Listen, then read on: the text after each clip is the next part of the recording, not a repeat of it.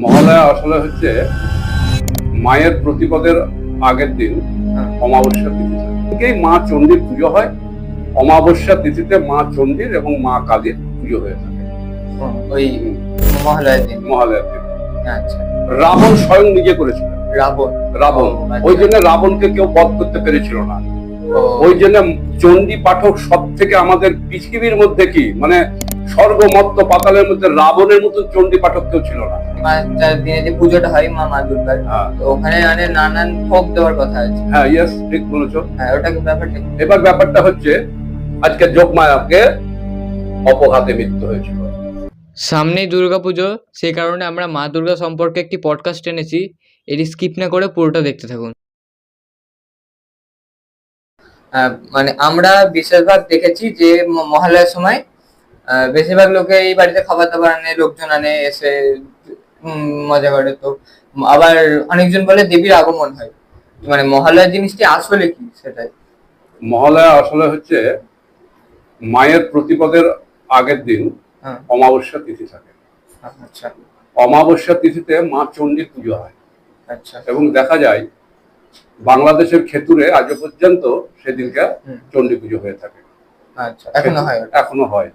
তবে বছর দুয়েক আগেকার কথা বলছি যে চণ্ডী পুজোটা মহালয়ার দিন হয়ে থাকে। এবং তখন ওই মুহূর্তে ঘট বসিয়ে একজন ব্রাহ্মণকে ডেকে সে চণ্ডী পাঠ করানো হয়। আচ্ছা, এই মহালয়া মানে হচ্ছে তোমার চণ্ডী। আচ্ছা, হ্যাঁ, সেটা বীরেন্দ্র কৃষ্ণ ভদ্রের আমল থেকে এটা হয়ে আসছে বলে সেই দিনকে হয়, কিন্তু বেদে পুরাণে বলে কোনো কিছু নাই ওটা। আচ্ছা, আচ্ছা। এবং সেই দিনকেই মা চণ্ডীর পুজো হয়। অমাবস্যা তিথিতে মা চণ্ডীর এবং মা কালীর পুজো হয়ে থাকে ওই মহালয়ার দিন। মহালয়ার দিন। আচ্ছা, মানে তাহলে এই যে ফিস্ট এইসবের কোনো ব্যাপার নেই, মানে এই দেবীর না ফিস্ট করা হচ্ছে ছেলে পেলেরা একটা আনন্দ ফুর্তি করে। আচ্ছা, আর এখন সব থেকে ব্যাপার হচ্ছে যে সেই দিনকে বলছে মানে তোমার মৎস্যমুখ করা পর্যন্ত নিষিদ্ধ। আচ্ছা, ঠিক আছে, বলছে ওখানে বলা আছে যে মহামায়ে যেখানে মাতে, যে সেদিন কোন রকম কোনো মাছ মাংস পেঁয়াজ রসুন ডিম কিছু চলে না। যদি বাস্তব সে যদি পুরোহিত হয়ে থাকে, সে যদি দুর্গাপুজো করে, তাহলে ওই অমাবস্যার দিন থেকে মা সিদ্ধেশ্বরী পর্যন্ত মানে নবমীর রাত্রি পর্যন্ত নিরামিষ ভোজি হতে হয় এবং আতপন্ন ভক্ষণ করতে হয়, নাহলে মায়ের পুজো করাটাও অপরাধ। আচ্ছা, ওই জন্য প্রতিপদ থেকে টানা নবমী পর্যন্ত মা সিদ্ধেশ্বরী, মানে যেদিনকে নবমী পুজো হয় সেদিন হচ্ছে মা সিদ্ধেশ্বরী পুজো হয়। যেহেতু সিদ্ধি লাভ করেছিলেন বলেই মায়ের নাম হয়েছিল মা সিদ্ধেশ্বরী। সিদ্ধেশ্বরী। আচ্ছা, সিদ্ধি লাভ করেছিলেন? কে করেছিলেন? সিদ্ধি লাভ করেছিলেন কেমন কে করেছিলেন? রাবণ স্বয়ং নিজে করেছিলেন। রাবণ ওই জন্য রাবণকে কেউ বধ করতে পেরেছিল না। ওই জন্য চণ্ডী পাঠক সব থেকে আমাদের পৃথিবীর মধ্যে কি মানে স্বর্গমত্ত পাতালের মধ্যে রাবণের মতো চণ্ডী পাঠক কেউ ছিল না। আচ্ছা, এবং সেই চণ্ডী পাঠ করার সময় যখন দেখলো যে রাম পরাজিত হচ্ছে, রামচন্দ্র, কিন্তু রাবণকেও বধ করতে হবে, আচ্ছা, মা তখন মাছি রূপ ধারণ করে সেই চণ্ডীর উপরে গিয়ে বসেছিল একটা শ্লোকের উপরে। আচ্ছা, এবার শ্লোক যদি চণ্ডী কেউ পাঠ করে, ওই মুহূর্তে চণ্ডীর উপরে যদি কিছু পড়ে সরানো নিষিদ্ধ সেই সময়। তো রাবণ সে সরাতে পেরেছিল না, না পেরে ক্রোধের বশীভূত হয়ে ওই শ্লোকটাকে বাদ দিয়ে পাঠ করেছিল বলে তার অপরাধে তাকে মরতে হয়েছিল। মানে সেটা যদি না হতো না তাহলে মারতে হতো না। আচ্ছা, তা এই হলো ব্যাপার, এই হলো মহালয়ার ফ্যাক্ট।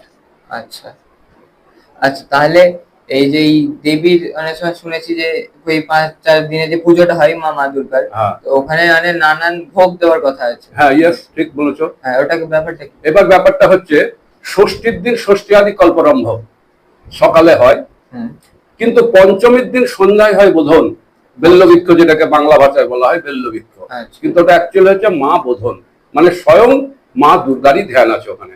আমি একটা শ্লোক বলছি, ওখানে উল্লেখ করা আছে ধ্যানের মধ্যে ওম জটাজুট সমাযুক্তাং প্রথম।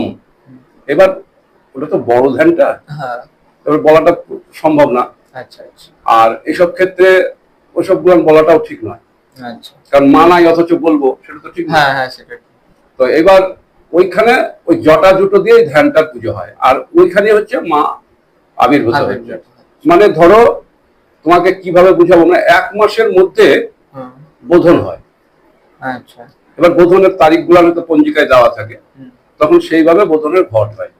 যেমন যেটা আজও হয় বাংলাদেশের রাজবাড়িতে, রাজশাহীতে, এবছর হবে কিনা বলতে পারছি না, ওরা কিন্তু 1 মাস আগে থেকে বোধনের ঘট বসিয়ে রাজবাড়িতে হয়। ওই রাজবাড়িটার নাম ছিল যতীন্দ্রমোহন মুখার্জি, ওই বাড়ির মানে রাজ, ওই রাজবাড়ি। তো ওইভাবে কিন্তু পুজো হতো, হয়ে প্রতিপদ মানে এই যে মহালয়ার পরের দিন যে প্রতিপদ, সেই প্রতিপদ থেকে 9 দিনই কিন্তু দুর্গাপুজো হতো। নবরাত্রি বলা হতো, হ্যাঁ খাস বাংলা কথায় বলা হচ্ছে নবরাত্রি। নবরাত্রি মানে এই নবরাত্রি 9টা দিন দেবীর পুজো হয়। আচ্ছা, এবং এই যে এই যেটা তোমাকে আগেও বললাম, এই মহালয়ার দিন থেকে নবমী পর্যন্ত যারা পুরোহিত তারা কিন্তু কখনোই আঁশ ব্যবহার করা নিষিদ্ধ। আচ্ছা, কোন ব্যক্তি যদি আঁশ ব্যবহার করে বা খায় তাহলে তার পুজো অসমাপ্ত, মানে সে পুজোর ফল পাবে না। না। ও আচ্ছা, হ্যাঁ। তো বলে দেবী আদি শক্তি যাকে, আদি মহামায়া শক্তি দুর্গা, হ্যাঁ আদি মহামায়া শক্তি দুর্গা। তো উনার কিছু বক্তব্য রয়েছে। উনার বক্তব্য বলতে গেল, দেখো মা কিন্তু বহুজনকে উদ্ধার করেছিল। আচ্ছা, মা যেমন বহুজনকে যেমন উদ্ধার করেছিল, যেমন যখন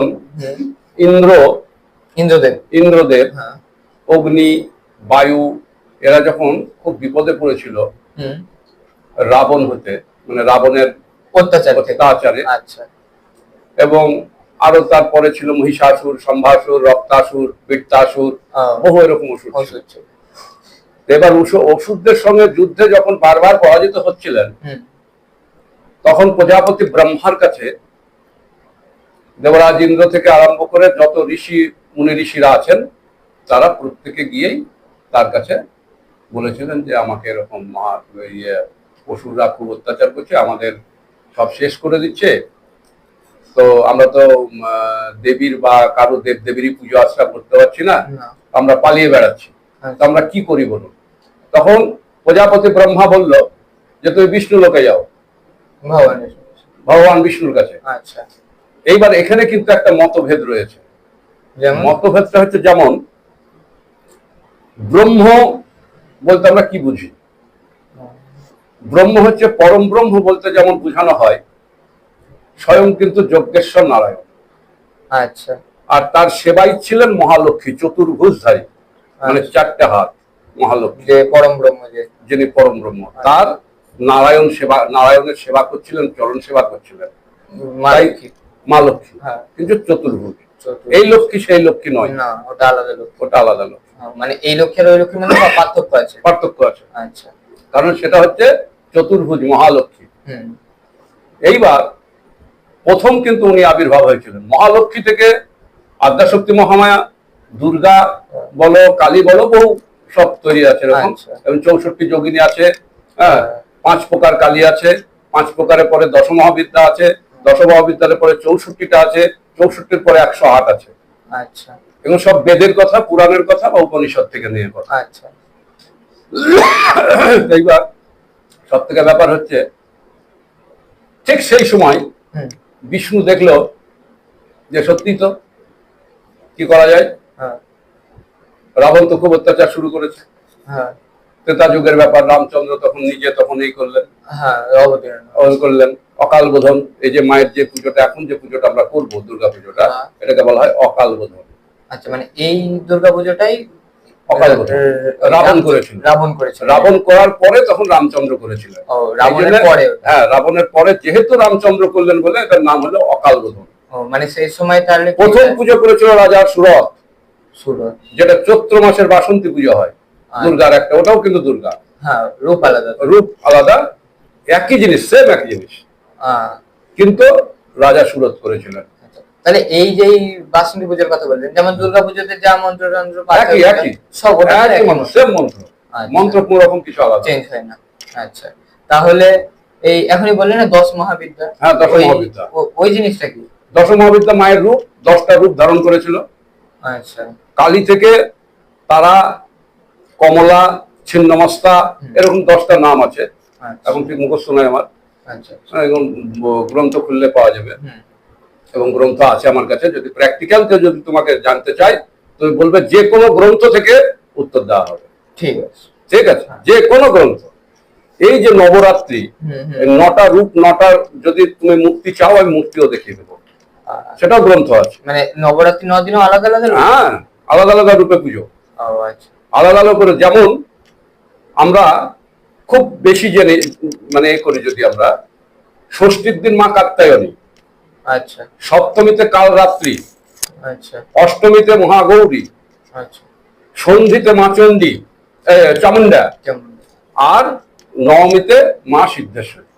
ও এরকম প্রতিপদ থেকে 9টা রূপ মায়ের আছে, এবং 9টা রূপেরই কিন্তু নাম আছে, এবং 9টা রূপের আকৃতি দেওয়া আছে, মানে ছবি দেওয়া আছে। আচ্ছা, তাহলে এই 9টা রূপ যেটা বললেন, তো এই 9টা রূপের ধরে কেউ পুজো করে তো আলাদা আলাদা ফল পাবে? নিঃসন্দেহে নবরাত্রির পুজো হয়, আজও পর্যন্ত হয়। একটা কুঞ্জুঘাটা বলে একটা জায়গা আছে, আশিস বলে নাম। ওই ছেলেটা পয়সার অভাবে মূর্তি করতে পারে না, কিন্তু ঘটে প্রতিদিন পুজো করে, এবং সে পুজোটার প্রথম এবং আমি উদ্বোধন করে দিয়েছিলাম নবরাত্রির পুজো। তো ছেলেটা যাই হোক কারণবশত, মানে উনি মাস্টার এই ডিগ্রি ছিল বলে, যাই হোক ঈশ্বরের কৃপায়, নবরাত্রি মায়ের কৃপায় ছেলেটা চাকরি পেয়েছে। এখন তার পোস্টিং হচ্ছে মালদা। আচ্ছা, তার মানে ওনাদের পুজোরও ফল আছে? নিশ্চয়ই মায়ের পুজোর ফল আছে। আচ্ছা, এখন সেই ছেলেটা, তার মা ছিল, ও বিয়ে করেছিল না, তাই মাকে নিয়ে গিয়ে মালদায় কালিয়াচকের ওখানে ও বাড়িতে নবরাত্রির পুজো নিজে করে। হ্যাঁ, ওই স্কুল ছুটি থাকে তখন ও নিজে করে, পুজো টুজো শিখেছে আমার কাছে। উনি কি ব্রাহ্মণ? হ্যাঁ। আচ্ছা, প্রতিপদে শুরু করে, নবমীতে শেষ হচ্ছে, দশমীতে খই দই দিয়ে মাকে বিসর্জন দেয়। আচ্ছা, কিন্তু প্রথম কিন্তু ঘটে করতো। আচ্ছা, তাহলে এই যে আমরা দুর্গাপূজাটা করে সবাই, ওটাতে মহিষাসুর মর্দিনীর উপর, এটা দশভুজা মহিষী মর্দিনী।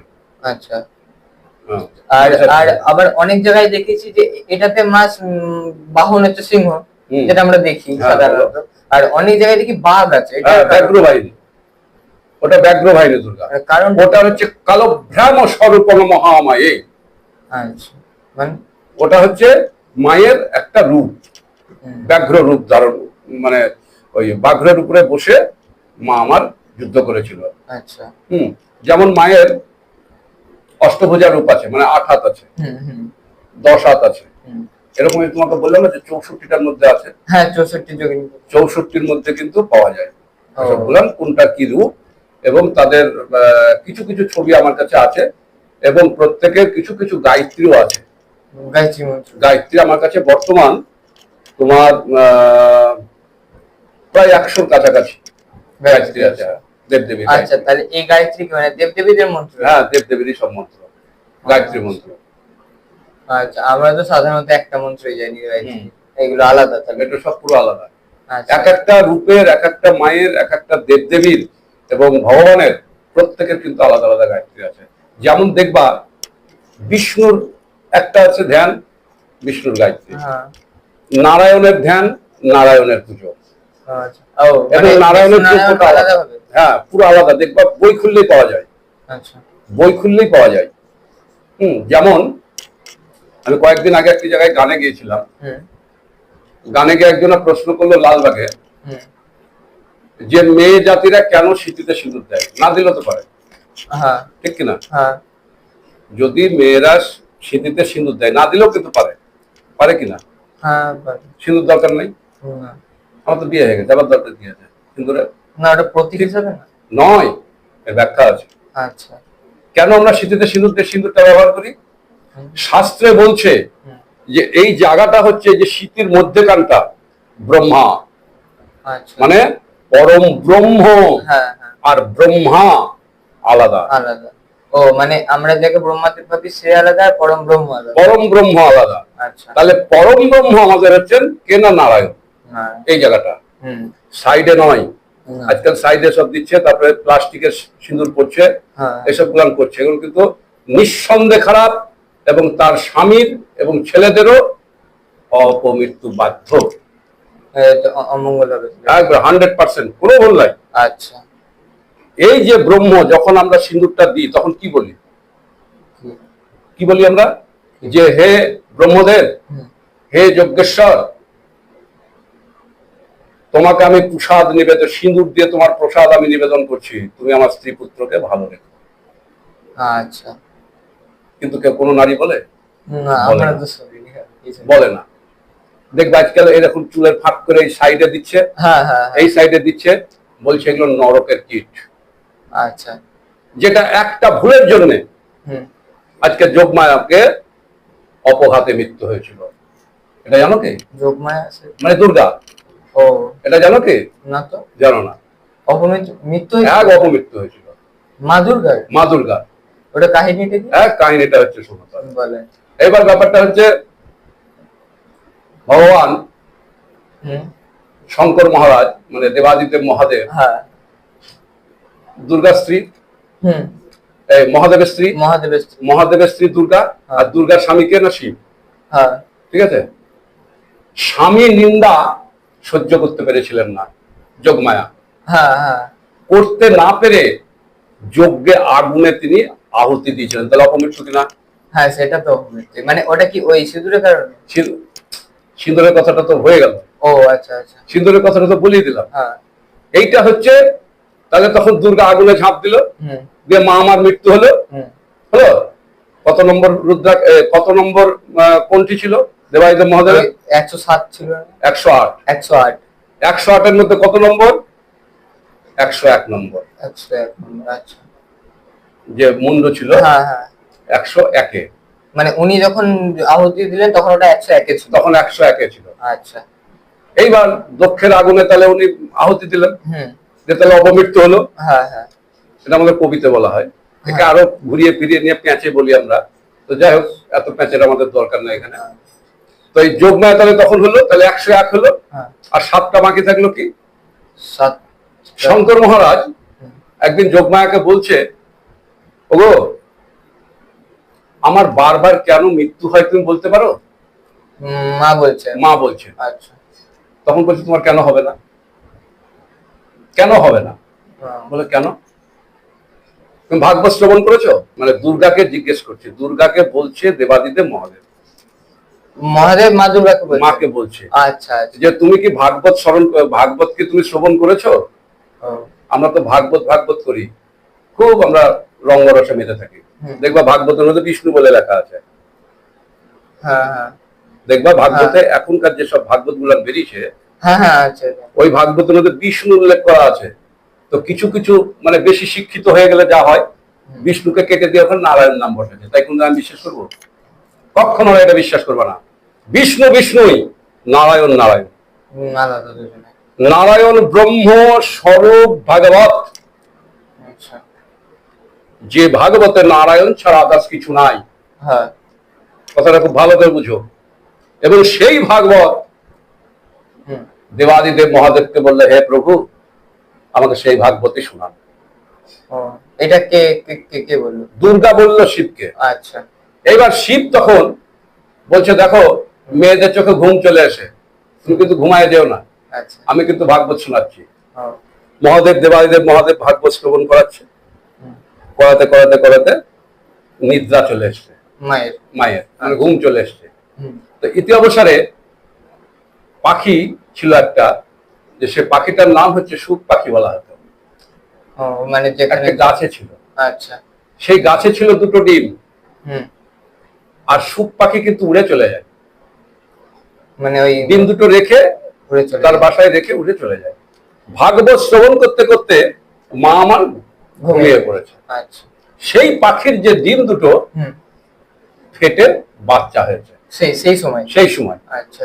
এইবার যেহেতু হু দিতে বলেছে, দেবাদিদেব মহাদেব দুর্গাকে হু দিতে বলেছে, যাতে বুঝতে পারে ঘুমায়নি। এবার হু করতে করতে তো ঘুমিয়ে গেছে।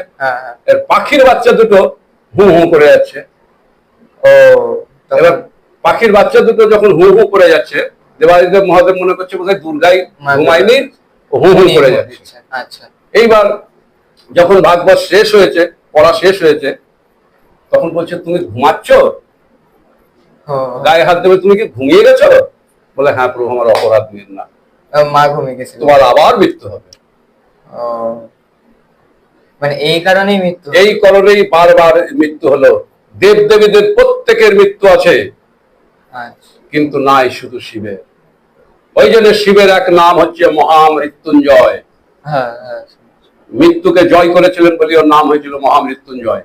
আচ্ছা আচ্ছা, তাহলে কি এই মা দুর্গা নবরাত্রি যে 9টি রূপ বা 9টা রূপ, ওনাদের সবারই মৃত্যু আছে? কার? প্রত্যেকের। কারণ ওই যে বললাম 108 বার, আর 108 বার ওই যে জিজ্ঞেস করলো শিবকে, দেবাদিদেব মহাদেবকে বললো যে তুমি কি অন্য কোনো নারদ এসলো? নারদ এসে দুর্গাকে বললো, আরে মামাকে দেখলাম অন্য মেয়েদের সঙ্গে, অন্য মেয়েদের মরেছে, তাদের মালা সব তোমার মুন্ডু রেখে দিয়েছে গলায়। খাস বাংলায় বলছি আমি। তো এইবার দুর্গার তখন সন্দেহ হয়ে গেল, আরে আমি থাকতে অন্য মেয়েদের কাছে যাই আর মেয়েগুলো মরেছে আর তার গলার মালা রেখেছে, জিজ্ঞেস করবো। তখন দুর্গা গিয়ে যখন দেবাদিদেব মহাদেবকে জিজ্ঞেস করলো যে তোমার এই মুন্ডুগুলান কিসের? বলে তোমার। বলে আমার মানে? বলে হ্যাঁ। আচ্ছা, কেন? না তুমি 108 বার তোমার মৃত্যু হয়েছে আর জন্ম নিয়েছো, তাই এর প্রমাণ। ও, ওটা মানে যতবার মারা গেছে সব মুন্ডমালা উনি ধারণ করেছিলেন। আচ্ছা আচ্ছা। ওই জন্য শিবের আরেক নাম অনেকে বলা হয় কাল ভৈরব। হ্যাঁ হ্যাঁ, আমরা যে দুর্গাপুজো করি সেই দুর্গাপুজো মানে বেশিরভাগ মানুষ যেটা ভাবে যে এই নাচ গান হবে, মজা হবে, তো এই দুর্গাপুজোর আসল ফলটি কি? ফল হচ্ছে মায়ের পুজো করা হচ্ছে ভক্তি প্রধান। ভক্তিভাবে যদি কেউ করে, ভক্তিভাবে যদি মাকে নিয়ে যদি মনে করে পুজো করবো, বলছে টাকার মতন ডাকলে পারে মাটির প্রতিমা কথা বলে। আচ্ছা। আর যারা এই নাচা গানা করে এদেরকে বলা হয় সহজিয়া। এরা পাপ পুণ্যের বিচার বোঝে না। আর যারা ভক্তি মার্গীয় ভাবে থাকবে, তারা যদি মায়ের সঙ্গে পুজো করে বা মায়ের সামনে যদি মাকে মনে করে যে আমি মায়ের সঙ্গে কথা বলবো, মাকে দেখবো, মা নিশ্চয়ই তো টাকা দেবে। ওই জন্য একটা শাস্ত্রেই বলা আছে যে কুপুত্র সবাই হয়, কুমাতা কখনো নয়। গণেশ জননী স্বরূপ হে মা দুর্গে। অর্থটা হচ্ছে যে কুপুত্র, আমরা তো পুত্র, আমরা ভুল করতেই পারি, তাহলে কুপুত্র কিন্তু সবাই, মা কিন্তু কখনো ভুল করে না। ওই জন্য বলছে যে কুপুত্র সবাই হয়, কুমাতা কখনো নয়। মা সঠিক, মা কিন্তু সঠিক। আর মাকে যদি একনিষ্ঠ ভাবে, ভক্তি ভাবে যদি আমরা পুজো করি, ফল অবশ্যই আছে। আর ওই আমি করি, তাহলে তোরা নরক যাবে না, তো কোথায় যাবে? আচ্ছা, আমরা এই দুর্গা প্রতিমা যেটা আছে, দুর্গা প্রতিমাতে দেখেছি যে লক্ষ্মী আছে, সরস্বতী আছে, ওনাদের মা দুর্গার কন্যা বলা হয়। তো মানে আসলে মা দুর্গার কন্যা কন্যা কটা? কন্যা হচ্ছে, প্রথম কন্যা হচ্ছে অশোকা, তারপর হচ্ছে লক্ষ্মী, সরস্বতী, কার্তিক, গণেশ। তাহলে এইবার বলো যে অশোকা কেন কাছে নেই? হ্যাঁ, মানে এটা তোমার প্রশ্ন থাকতেই পারে। অশোকাকে তো দেখা যায়, অশোকে তো দেখা যায় না। কিন্তু অশোকা যেহেতু অসুরকে বিবাহ করেছিল বলেই তাকে বৃক্ষ রূপে জন্ম নিতে হয়েছিল। ওই জন্য দেখবা আজও পর্যন্ত ঘরের মা মেয়েরা আমাদের প্রত্যেকটা সংসারে অশোক ষষ্ঠীর পুজো করে থাকে। আচ্ছা, মানে দেবীর কন্যা অসুরকে বিবাহ করেছিল? হ্যাঁ, অসুর কুলকে বিয়ে করেছিল, অসুর কুলের। ওই জন্য যেমন এখনকার দিনে ছেলেরা যদি কিছু করে, তো বাবারা কি করে, রাগ করে তেজ্য পুত্র করে দেয়। কোন ছেলে ঘরে থাকে, কোন ছেলে বেরিয়ে চলে যায়, হয় কিনা? তাই তদ্রূপ ওই অশোকা অসুর কুলে বিবাহ করেছিল। ওই জন্য ও অভিশাপ দিয়েছিল যে তুই বৃক্ষ অশোকা গাছ হবি। ওই যে অশোক পুজোর দিনকে দেখবা ঘরের, হিন্দু ঘরের সনাতন ধর্মের যেসব মা মেয়েরা আছে আমাদের, তারা দেখবা অশোক ষষ্ঠীর পুজো করে থাকে এবং অশোক ষষ্ঠীর নামে উপোস থাকে। এবং অশোকের যে কলি বইয়ের মধ্যে দিয়ে ছেলেদেরকে খাওয়ায়, ছেলেদের মঙ্গলের জন্য অশোক ষষ্ঠীর পুজোটা করে থাকে। মানে মা দুর্গা অশোককে অভিশাপ দিয়েছিলেন? হ্যাঁ, মা দুর্গা দিয়েছিলেন। শিব এবং দুর্গা মিলিত ভাবে, মানে ওনারা দুজনে ওনার উপর ক্রুদ্ধ ছিলেন। হ্যাঁ, ক্রুদ্ধ হয়ে গেছিলেন, হয়ে গিয়ে ওকে বলেছিলেন। ওই জন্য দেখবা দুর্গার নবদুর্গা। দেখেছ নবদুর্গার মধ্যে কি কি গাছ আছে? কলা গাছ আছে, বেল্ল ডাল আছে, মানে বেল, জোড়া বেল আছে আর কি। আচ্ছা। কচু গাছ আছে, মান গাছ আছে, ধান গাছ আছে, যে ডালিম গাছ আছে, অশোক গাছ আছে, জয়ন্তী গাছ আছে, আর কলা গাছ আছে। এই যে হুম। নটা বৃক্ষকে একদিষ্ট ভাবে বেঁধে তাকে চান করিয়ে আনা হয়। ওটার নাম কিন্তু হচ্ছে নবপত্রিকা বলা হয়, অনেকে ওটা নবপত্রিকা বলা হয়, এবং নবদুর্গা ওটাকে বলা হয়। ওই জন্য ওই পুজোটার নামের মধ্যে আছে উগ্র চণ্ডা প্রচণ্ডাশ্চ চণ্ডগ্রা চণ্ডনায়িকা চণ্ডা চণ্ডাবতী চৈবতী চণ্ডিকা। এই যে নটা নাম, ওই নটা বৃক্ষের মধ্যেই এই নটা নাম। ও আচ্ছা। তাহলে তার মধ্যে অশোক গাছ ঢুকে গেল, হ্যাঁ হ্যাঁ। তাহলে নটা বুঝে গেল। হ্যাঁ, নটা মায়ের নটা নাম বলে দিলাম। মানে ওটা পুজোতে ওরম ভাবে থাকছে, সামনে মূর্তি হিসেবে থাকছে না। আচ্ছা। ওই অনেকে বাংলা ভাষায় বলে যে গণেশের বই কথা বলে, হ্যাঁ হ্যাঁ, কিন্তু এটা ভুল। হ্যাঁ হ্যাঁ। ওটা হচ্ছে নবদুর্গা। ও মানে ওই গাছটা গণেশের বউ না? না, আচ্ছা, ওটা হচ্ছে নবদুর্গা। আচ্ছা এবং নবদুর্গার নাম ওই যে নটা যেটা বললাম সেটাই। আচ্ছা। এই পডকাস্টটি কেমন লাগলো সেটি কমেন্টে জানাতে ভুলবেন না।